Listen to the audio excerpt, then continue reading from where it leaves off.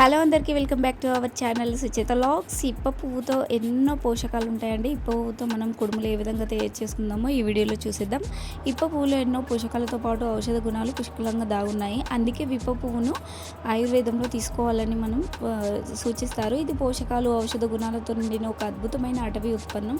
అందుకే దీనిని ఆదివాసులు బలంగా ఉండడానికి అసలు సీక్రెట్ ఇదేనని పేర్కొంటారు. ఇప్పుడు విప్ప పూలలో vitamin B, C, calcium, iron, potassium పుష్కలంగా ఉన్నాయి. ఈ పువ్వులలోని సారం అనేది రక్తాన్ని శుద్ధి చేస్తుంది, ఇంకా రోగ నిరోధక శక్తిని పెంచుతుంది.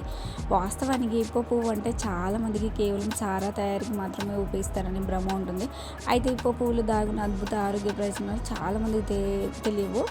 ఆయుర్వేదంలో ఔషధాల తయారీకి ఇప్ప పువ్వును విరివిగా వాడతారు.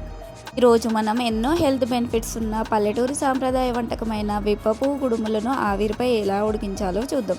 ముందుగా శుభ్రంగా కడిగిన విప్ప పువ్వులను సిద్ధం చేసుకొని మంచిగా నానబెట్టుకోవాలి.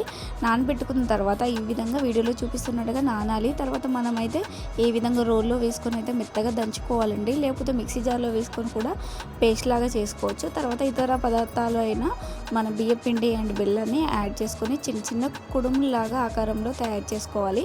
మనకు నచ్చిన షేప్లో అయితే ఈ కుడుములను అయితే తయారు చేసుకోవచ్చు. ఈ విప్ప పువ్వు అనేది ఈ విధంగా మెత్తగా నానాలి. వీడియోలో చూపిస్తున్నట్టుగా ఈ విధంగా అయితే ఉంటుంది. ఇప్పుడు పిండి అండ్ బెల్లం యాడ్ చేసుకొని స్వీట్నెస్ కోసం అయితే బెల్లం యాడ్ చేసుకోవచ్చు, షుగర్ కూడా యాడ్ చేసుకోవచ్చు. సో ఈ విధంగా అన్ని ఇంగ్రీడియంట్స్ కలుపుకొని మెత్తగా మనం చేతితో కలుపుకోవాలి. వాటర్ యాడ్ మనం మిక్సీ చేసుకున్న ఈ విప్ప పువ్వు జ్యూస్తోని మనం ఇదంతా కలుపుకోవాలి. కలుపుకున్న తర్వాత చేతితో వీడియోలో చూపిస్తున్నట్టుగా కుడుముల ఆకారంలో అయితే మనం నచ్చిన షేప్లో అయితే చేసుకోవచ్చు. ఈ విధంగా కుడుముల ఆకారంలో చేసుకొని పక్కన పెట్టుకోవాలి అన్ని కుడుములను. ఇవైతే హెల్త్కి అయితే చాలా మంచిది అండి. నిద్రలేమి సమస్యతో బాధపడేవారు ఈ విప్ప పువ్వుతో పాలలో వేసుకొని తాగడం వల్ల చక్కటి నిద్ర అయితే పడుతుందంట. సో తప్పకుండా ట్రై చేయండి. అండ్ హెల్త్ బెనిఫిట్స్ కూడా చాలా ఉన్నాయి. అండ్ నోటిపూత ఉన్న సమస్యలు ఉన్న దీన్ని రసాన్ని నోట్లో వేసుకొని పుక్కిలించి ఉంచడం వల్ల ఆ సమస్య అనేది పోతుందంట. సో తప్పకుండా ట్రై చేయండి. అండ్ మనం ఈ విధంగా కుడుములను అయితే తయారు చేసుకోవాలి. ఈ విధంగా తయారు చేసుకున్న ఈ కుడుములను అన్నిటినీ ఒక ప్లేట్లో అయితే సదురుకోవాలండి. ఈ విధంగా పెట్టుకోవాలి. నీట్గా ప్లేస్ చేసుకున్న తర్వాత మనం వీటిని అయితే స్టవ్ పైన మనం కుక్ చేసుకోవాలి. ఆవిరి పైన ఉడకబెట్టుకోవాలి. మనకి ఇడ్లీ లేదా చిన్న ఇడ్లీ ప్లేట్ లేదా స్టీమర్ ప్లేట్ పై పెట్టుకొని స్టీమ్ చేసుకోవచ్చు, కుక్ చేసుకోవచ్చు. 15 to 20 minutes అయితే ఆవిరిపై ఉడికించవచ్చు. కాకపోతే ఈ ప్రాసెస్లో అయితే ట్రై చేయండి. మనకు ఒక గంజిలో అయితే దీన్ని గడ్డి ఉంటుంది కదా, మనకు ఎండుగడ్డిని పెట్టి దాంట్లో కొంచెం వాటర్ అనేది యాడ్ చేసుకొని ఈ కుడుములన్నిటిని దాంట్లో ప్లేస్ చేసుకొని చక్కగా ఉడికించుకోవచ్చు. ఆ ప్రాసెస్లో కూడా ట్రై చేయొచ్చు.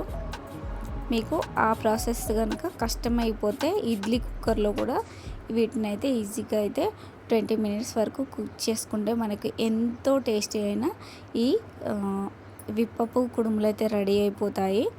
సో మనం అయితే ఈవెన్గా అన్నీ అయితే ఈ విధంగా తయారు చేసుకోవాలి. ఫస్ట్ అయితే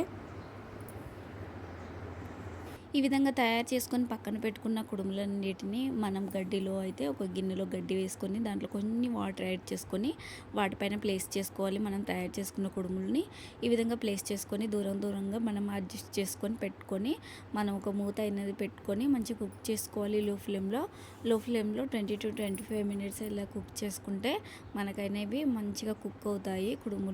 విప్పపు కుడుములు అయితే రెడీ అయిపోతాయి. టేస్ట్ చాలా బాగుంటుంది.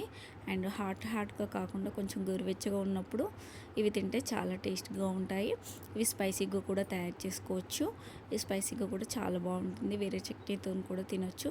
సో ఈ విధంగా మనం ప్లేస్ చేసుకున్న తర్వాత మనం స్టవ్ ఆన్ చేసుకొని లో ఫ్లేమ్లో 20 to 30 minutes కుక్ చేసుకుంటే లోపల వరకు కుక్ అయ్యి చాలా స్మూత్గా అయితే మనకు కుడుములు అయితే రెడీ అయిపోతాయి. చూడండి ఎంత స్మూత్గా ఎంత మెత్తగా వచ్చాయో. కలర్ కూడా చేంజ్ అయింది. అండ్ వేడివేడిగా కాకుండా మనకు కొంచెం గోరువెచ్చగా ఉన్నప్పుడు తింటే చాలా బాగుంటుంది. అండ్ ఈ రెసిపీ కనుక మీకు నచ్చినట్లయితే please do like, share, subscribe my channel. And ఇలాంటి రెసిపీస్ కోసం మన ఛానల్ను ఫాలో అవ్వండి.